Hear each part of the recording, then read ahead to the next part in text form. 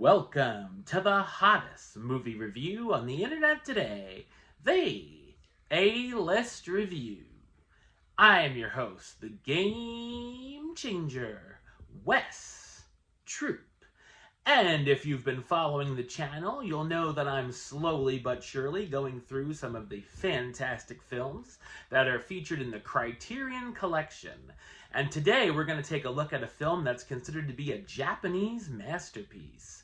So we're going to hop back into the mint-flavored time machine and head back to the year 1962 to take a look at Spine number 302 in the Criterion Collection. My review of the 1962 samurai drama, Harakiri, coming up now.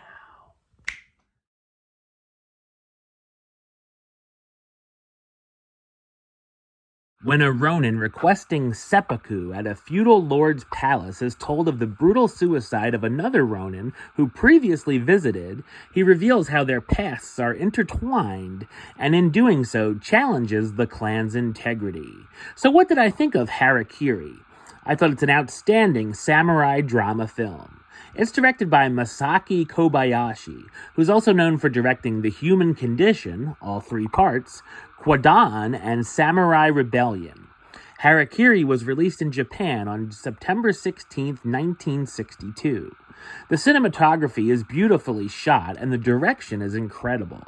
From slow zooms and pans to picturesque visuals, from the characters walking in a forest to a haunting set of samurai armor in the estate.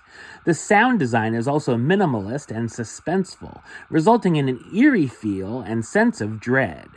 Harakiri, or seppuku, is a form of a ritualistic Japanese suicide by disembowelment in an honorable ceremony. The film is set in 1630 during the early Edo period in Japan, a time of peace and stability under the Tokugawa shogunate. That peace is what led many samurai to become unemployed and left without means of support. The action is almost all in the film's third act. It has a wonderful build with a spectacular duel in a field to the excellent final battle and sword fight. The film has a rather simple story, but is told in a masterful way. The ronin Hanshiro Sagumo arrives at the manor of the powerful Ii clan, requesting to go out with honor and perform the seppuku. There had been quite a bit of suicide bluffs going on in that era, where the ronin would request the ritual, but the head of the estate wouldn't want to deal with the dead ronin, so they'd send off the warrior with some money. To be sure Hanshiro will go through with the ritual, the clan tells him of a similar request from a ronin who they exposed to be a con artist, and force the warrior to go through with the seppuku in a brutal fashion. The film is a slow burn as Hanshiro begins messing with the lords of the estate, telling his own tale of other samurai from the past that are somehow connected to his backstory. The audience discovers more about the characters as the film goes on, and secrets unravel, and we start to see them in a different light. There's a lot of important and tragic flashbacks throughout the film's non-linear narrative, showing what led to Hanshiro coming to the estate. There's also a fantastic build of suspense and tension, not through typical action, but through psychological warfare. The script is filled with smart dialogue as well.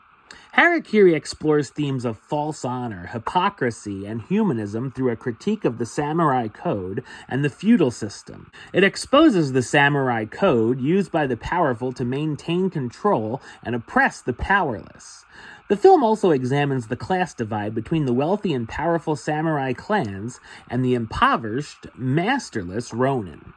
The cast stars Tatsuya Nakadai as Hanshiro Sagumo, the ronin who arrives at the manor of the local feudal lord to explain the events that led him asking for the Harakiri, Rentaro Mikuni as Kaiju Sayoto, the daimo's senior counsel, Akira Ishama as Matomi Shigawa, the ronin who came to the estate before Hanshiro, who he claims not to know, and Shima Iwashita as Miho Sagumo, Hanshiro's daughter. Harakiri is a powerful and emotional tale of revenge that earns its place as one of the greatest films of all time. Number-wise, I'm going to give it a 10 out of 10, which gives it the A-list rating of A-list approved. That's right, it gets the A-list seal of approval. Alright, well, that's the show. I'll be back with another review very soon. But until then, don't forget to like, comment, and subscribe right here on YouTube. YouTube.com/WestsideOf515.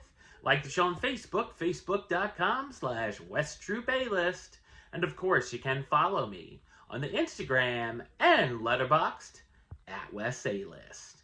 Until next time, Troop out.